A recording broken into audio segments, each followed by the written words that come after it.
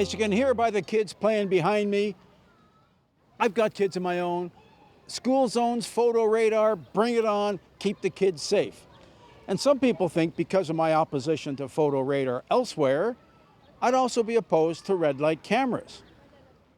Well, what's the connection? Bring them on. If you're not stopping for a red light, throw the book at you, off with your head.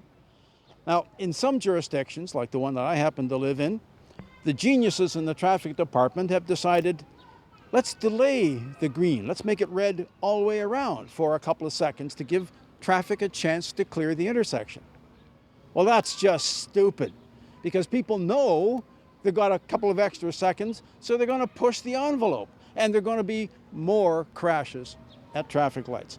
In Germany, they use a version of the drag strip Christmas tree.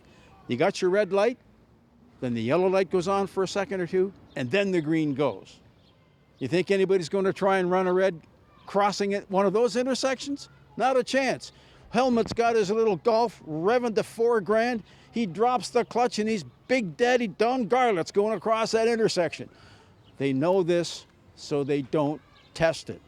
So what they've got to do, forget about delayed greens, advanced greens, just do the traffic lights the way they're intended to do it, and everybody's fine. Now, I'm not opposed to technology. I'm an engineer. I'm just opposed to technology that's stupid. Making red light cameras operable, that's just smart. I'm Jim Kenzie.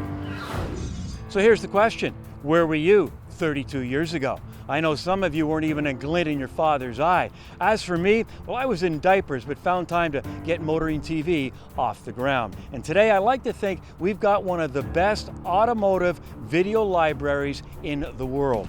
If you agree, please give us the thumbs up and also subscribe. We'd really appreciate it.